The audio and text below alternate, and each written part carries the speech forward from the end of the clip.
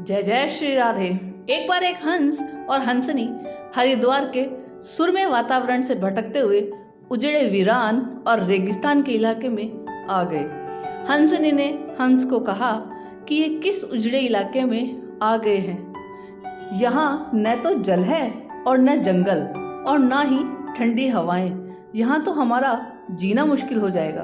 भटकते भटकते शाम हो गई तो हंस ने हंसनी से कहा कि किसी तरह आज की रात बिता लो, सुबह हम लोग हरिद्वार लौट चलेंगे। रात हुई तो जिस पेड़ के नीचे हंस और हंसनी रुके थे उस पर एक उल्लू बैठा था। वह जोर से चिल्लाने लगा। हंसनी ने हंस से कहा, अरे यहाँ तो रात में सो भी नहीं सकते। हंस ने फिर हंसनी को समझाया कि किसी तरह रात काट लो। मुझे अब समझ में आ गया है कि ये इलाका वीरान क्यों है। ऐसे उल्लू जिस इलाके में रहेंगे वो तो वीरान और उजड़ा रहेगा ही। पेड़ पर बैठा उल्लू उन दोनों की बातें सुन रहा था। सुबह हुई, उल्लू नीचे आया और उसने कहा कि हंस भाई, मेरी वजह से आपको रात में तकलीफ हुई, मुझे माफ कर दो।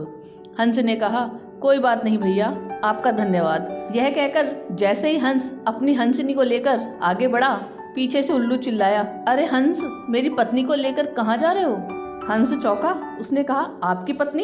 अरे भाई, यह हंसनी है, मेरी पत्नी है, मेरे साथ आई थी, मेरे साथ जा रही है। उल्लू ने कहा, खामोश रहो, ये मेरी पत्नी है। दोनों के बीच विवाद बढ़ गया। पूरे इलाके के लोग एकत्रित हो गए।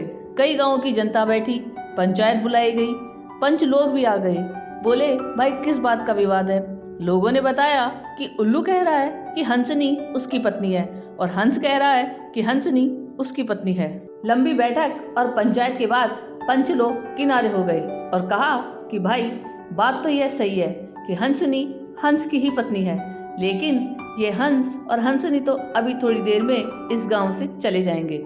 हमारे बीच में तो उल्लू को ही रहना है, इसलिए फैसला उल्लू के हक में ही सुनाना चाहिए।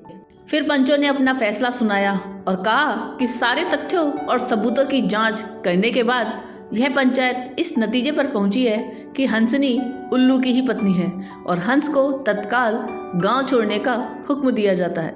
यह सुनते ही हंस हैरान हो गया और रोने, चीखने और चिल्लाने लगा कि पंचायत ने गलत फैसला सुनाया है।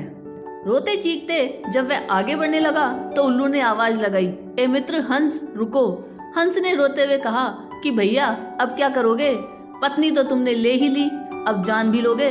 उल्लू ने कहा, नहीं मित्र, ये हंसनी आपकी पत्नी थी और रहेगी, लेकिन कल रात जब मैं चिल्ला रहा था तो आपने अपनी पत्नी से कहा था कि यह इलाका उजड़ा है और वीरान इसलिए है क्योंकि यहाँ उल्लू रहते हैं। मित्र, ये इलाका उजड़ा और वीरान इसलिए नहीं है कि यहाँ उल्लू रहता है। यह इलाका उजड़ा और वीरान इसलिए है क्योंकि यहाँ पर ऐसे पंच रहते हैं जो उल्लुओं के हक में फैसला सुनाते हैं। शायद इतने साल की आज़ादी के बाद भी हमारे देश की दुर्दशा का मूल कारण यही है कि हमने उम्मीदवार की योग्यता न देखते हुए हमेशा ये हमारी जाति का है, ये हमारी पार्टी का है के आधार पर अपना फैसला उल्लू के ही पक्ष में सुनाया है।